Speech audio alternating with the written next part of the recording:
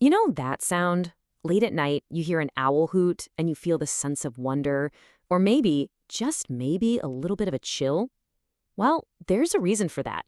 Few creatures out there have inspired such completely opposite feelings in us. So today, we're going to dive into the owl's totally fascinating and deeply divided reputation. A reputation that paints it as both a wise old sage and, yeah, a terrifying specter. I mean, look at this. On one side, it's this revered symbol of wisdom, of protection, and on the other, it's a feared omen of death. So how in the world can one single bird carry the weight of both of these identities? Let's figure it out. Okay, let's start with the good stuff. The owl as the celebrated icon. For a lot of ancient cultures, this nocturnal bird wasn't something to be scared of at all. No, it was something to be honored for its smarts and its perceived power. And you can't find a better example of this than in ancient Greece. The owl wasn't just some random bird. It was the sacred companion of Athena herself, the goddess of wisdom. The story goes she was just so impressed by its huge, solemn eyes that she basically said, "You're with me," and boom, forever linking the owl to wisdom in the Western world.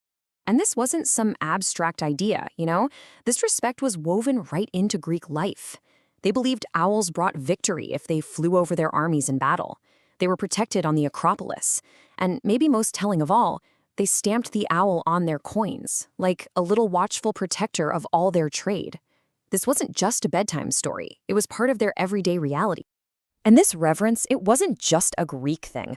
Hop across the Atlantic and you'll find that many Native American cultures held really similar beliefs, seeing the owl as this powerful guardian and a source of deep, deep knowledge. For the Lenape, for instance, dreaming of an owl was a huge blessing. It meant that bird was going to become your personal guardian. The Dakota Hidatsa saw the little burrowing owl as a protective spirit for their bravest warriors.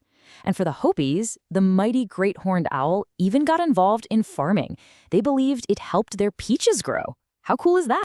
Okay, so we've got this amazing picture of a wise, protective, even helpful guardian.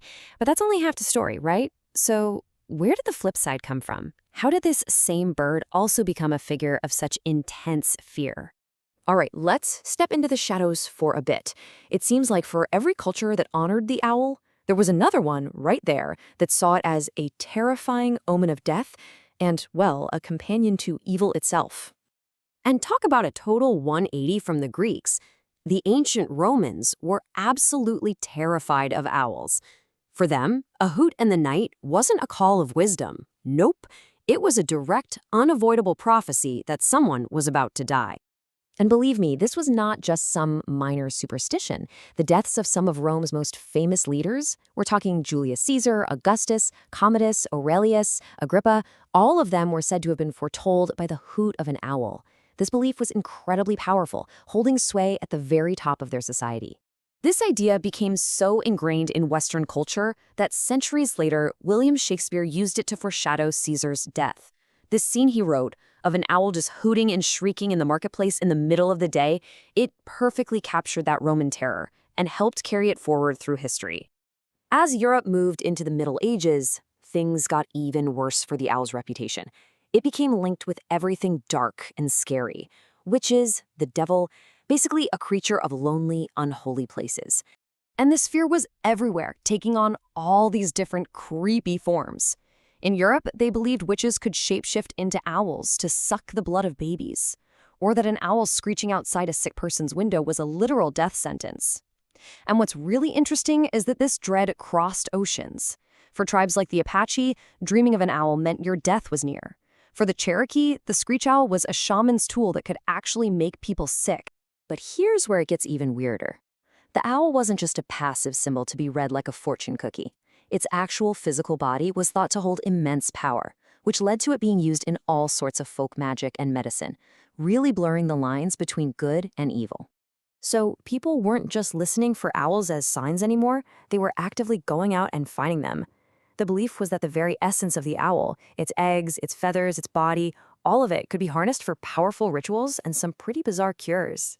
And this leads to some amazing contradictions. In some parts of Europe, you'd nail a dead owl to your barn door to protect yourself from the very evil the bird was supposed to represent. But then you have the Kwakiutl people in the Pacific Northwest, who believed owls were literally the souls of people who had passed away, and to harm one would be like killing that person all over again. The folk cures could get incredibly specific and, frankly, a little weird. In England, they'd give people raw owl eggs to cure alcoholism. Then they'd take those same eggs, cook them to ash, and use it in a potion to improve eyesight. They even made owl broth and gave it to kids to treat whooping cough.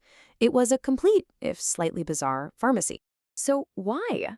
Why has this one creature inspired so many different and powerful stories for thousands of years? Well, the answer really lies in our fundamental human need to explain the world around us, especially the parts that are a little mysterious. At its heart, this is what myth-making is all about. An owl is just a biological marvel, right? It's a silent hunter. It can turn its head almost all the way around. It's got these giant eyes and this eerie kind of human-sounding call in the dead of night. When you're faced with something so unique, you create stories to make sense of it. And the stories people came up with are just fantastic. One English tale says the owl was punished for being vain and stealing a rose, so now it can only come out at night. A Menominee legend explains that the tiny saw-whet owl got the night shift after losing a talking contest to a rabbit. And in Roman myth, some guy named Asclepius was turned into a screech owl as punishment for being a tattletale. Fast forward to today, and especially in the West, science has pretty much demystified the owl's biology. And as those old superstitions have faded, the owl has largely gone back to its ancient Greek status as this noble symbol of wisdom. You see it everywhere now, from university logos to kids' books. But those ancient stories, they still linger in our collective memory, don't they? So the next time you're alone and you hear that haunting hoot echo through the darkness, which story is going to pop into your head? The wise protector or the harbinger of doom?